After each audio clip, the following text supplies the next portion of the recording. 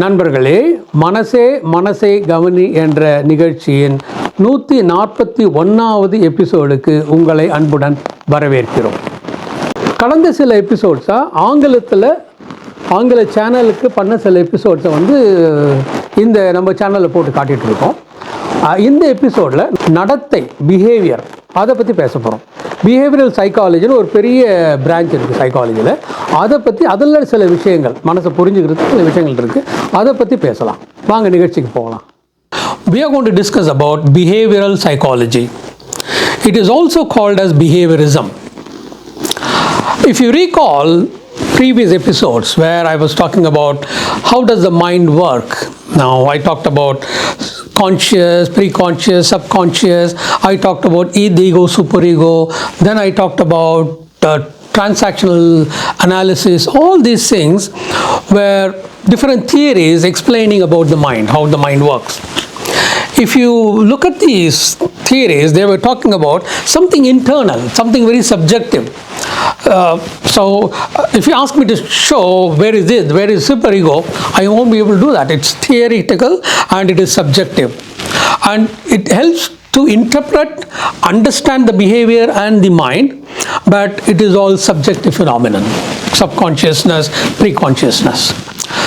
So there were a group of psychologists and psychiatrists and other researchers moving away from the subjectivity to objectivity. They wanted to focus more on observable phenomenon of the mind. If you look at the functions of the mind and how the mind works, everything, most subjective phenomenon is a behavior. I can understand a person is very angry by looking at his behavior, looking at his facial expression, looking the way he speaks, looking the way he is pacing up and down, looking at me and moving towards me. All those things are behavior that makes me understand that he is angry. His emotions are one of anger. So there were researchers who were focusing on behavior. And this research, this concept started somewhere in 1900, early 1900. Probably 1920 and went on till 1950, beyond that also. Even currently also there is a lot of work going on based on behavior. So to explain about the behavioral psychology or behaviorism, I am going to discuss about 3 experiments which happened from early 1900 onwards. The first experiment is by Ivan Pavlov. He is a physiologist by profession and he is a researcher. His main research was on human physiology, but many of the experiments were conducted on animals. If you look at behavioral psychology, many of the experiments were conducted on animals, because there is also evidence to say that the understanding animal behavior helps us to understand the human behavior. Some of the experiments which is done on animal behavior can be replicated in human behavior. That's why most of the experiments in behavioral psychology were done on animals. So he was doing experiment on animals. In one of the experiments, he observed that when a food was presented to the animal, a dog, it starts salivating. He observed that when his assistant brings the food to the dog starts salivating. That's his observation. Then he looked at the phenomenon. Why this is happening? So the smell of the food, the sight of the food itself makes the dog to salivate. Salivation is one of the physiological phenomenon of the human body or animal body.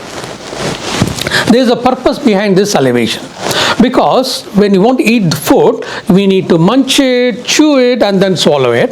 Salivation helps that process. There are other functions also.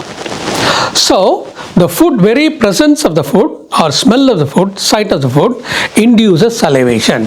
So there is a stimulus, which is a food. There is a response from the dog mouth. So the stimulus which comes as a food is called unconditioned stimulus. It's naturally occurring. Nobody conditioned that. So it's unconditioned stimulus. The response which dog develops, that is salivation, is unconditioned response. The dog probably born with that kind of a response. So this unconditional stimulus, unconditioned response.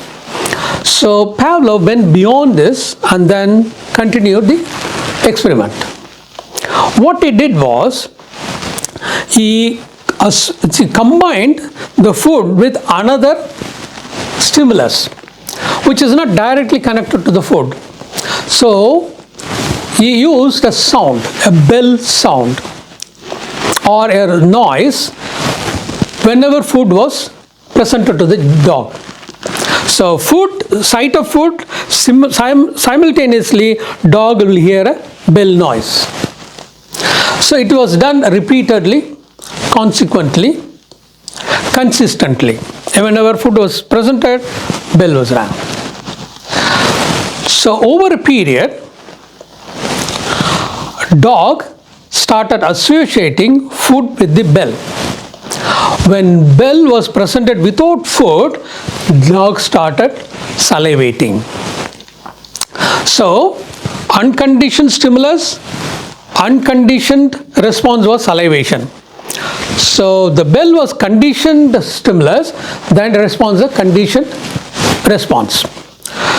So this experiment kind of proves that human physiology, human responses can be modified by associating one stimulus with another stimulus consistently.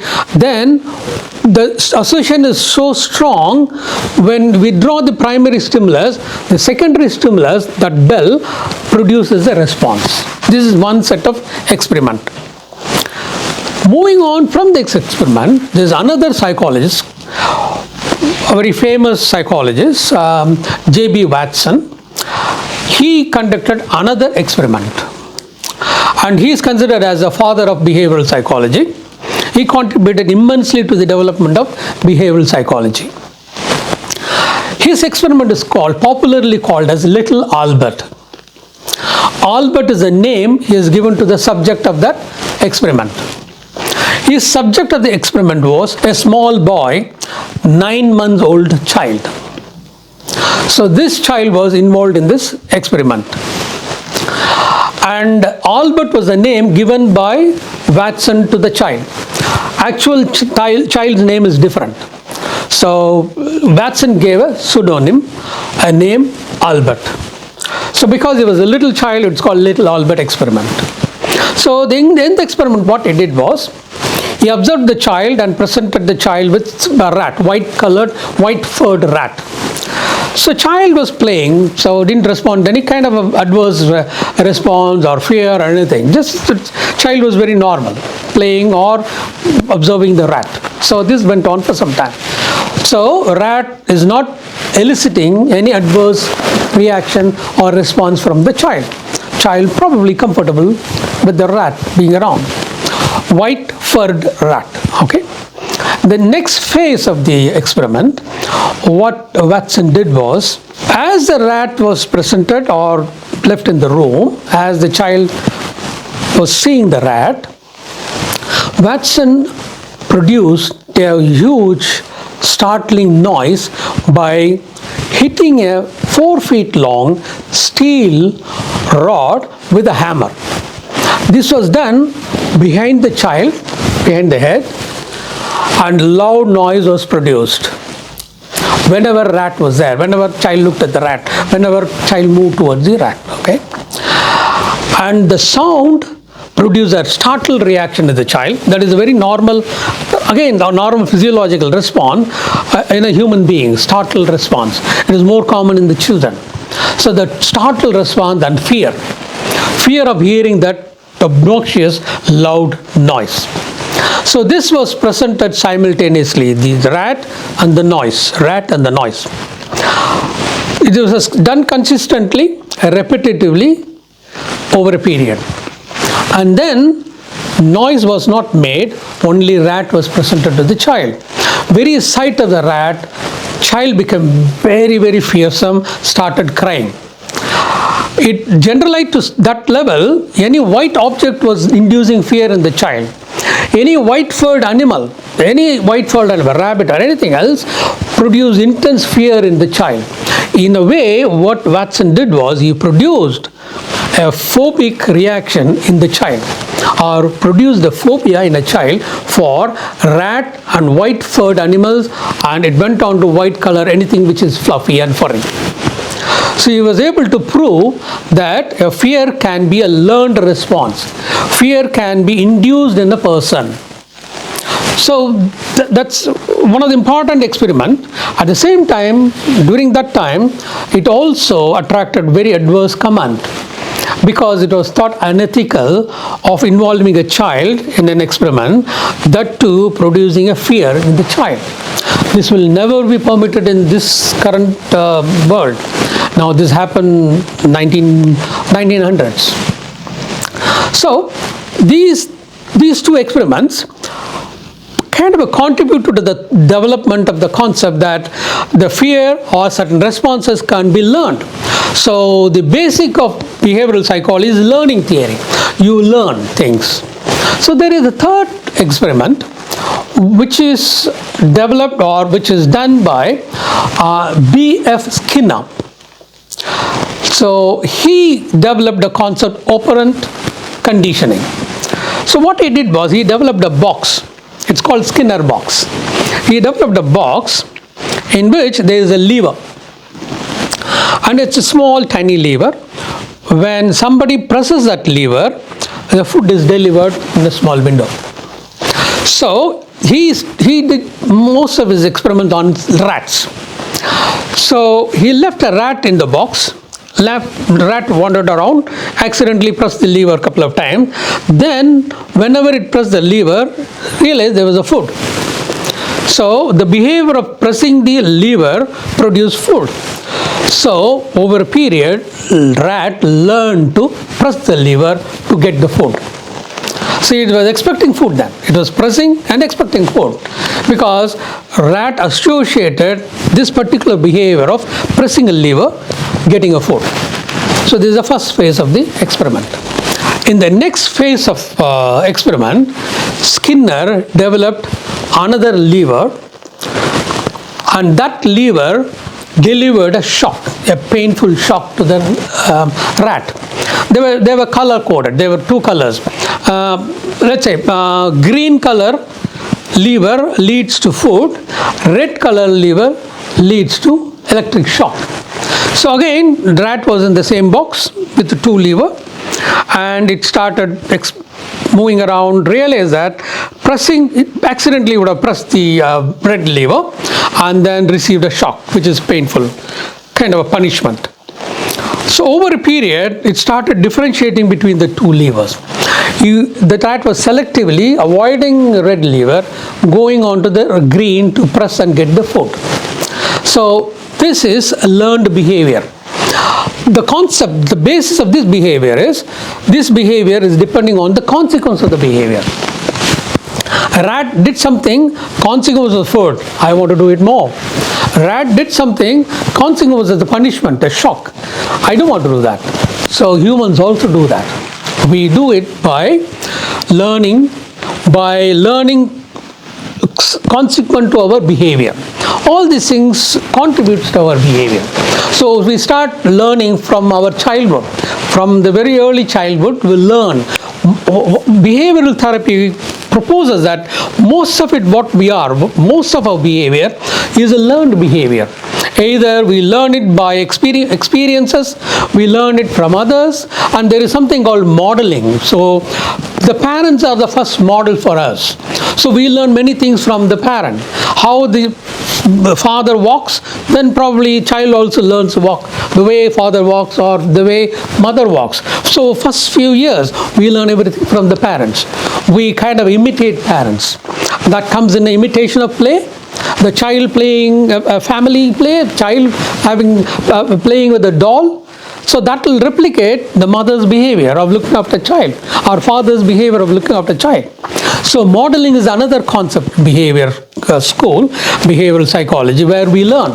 So all these now, the conditioning, operant conditioning and modeling, all these things contributes to our behavior. So we start learning from our early childhood, learning goes on till we die. Now, probably the speed with which you learn might come down as we grow older and older, but it stays. So learning is another very important aspect of human life. When I say learning, I'm not talking about learning from books or getting degrees or professional qualification. I'm talking about learning in everyday life. Think about it, what we have learned. What we have learned in the past 1 month, what made us avoid few things, what made us go after few things. All this contributes to the behavioral psychology. Dear viewers, so today we learned something about behavioral psychology. It's a huge topic. It's a huge topic. Still research is going on. And behavioral psychology is quite helpful in many fields. For example, organizational behavior is another major management strategies, now management topic. And educational behavior, how the children behave, what can be done to modify certain behavior. And behavioral techniques are hugely used in mental health clinics now, treating illnesses. For example, phobia is a classical example where we can treat them with behavioral therapy. The different behavioral techniques is collectively called as behavioral therapy. So there's a number of therapeutic techniques in behavioral psychology which is used to treat patients. And behavioral techniques can also use to self-development. We can analyze our own behavior. We can see what behavior is positive behavior, what we need to do, certain things. Now, procrastination is another one behavior. So how to manage that? Behavior, how to manage that? All these things can be managed or supported by behavior concept. நண்பர்களே, இந்த எபிசோடில் behaviour psychology இல்லாட்டி நடத்தைகள், மனித நடத்தையை பற்றி தெரிஞ்சுக்கிட்டோம். இது வந்து இந்த கான்செப்ட் வந்து நீங்கள் யோசித்து பார்த்தீங்கன்னா அன்றாட வாழ்க்கையிலையும் நீங்கள் பார்க்கலாம். எப்படி இந்த பிஹேவியரல் கான்செப்ட்லாம் நம்ம எப்படி ப்ராக்டிஸ் பண்ணுறோம், அப்படி நம்மளுக்கே தெரியாமல் அதெல்லாம் பண்ணிகிட்ருக்கோமேன்னு தோணும். அடுத்த நிகழ்ச்சியில் ஒரு முக்கியமான ஒரு தொடரை ஆரம்பிக்க போகிறோம். அது வந்து குழந்தைகள் மனநலம், ரொம்ப முக்கியமான ஒரு விஷயம். அதை பற்றி அடுத்த நிகழ்ச்சியில் பார்க்கலாம். நன்றி, மீண்டும் சந்திப்போம். வணக்கம்.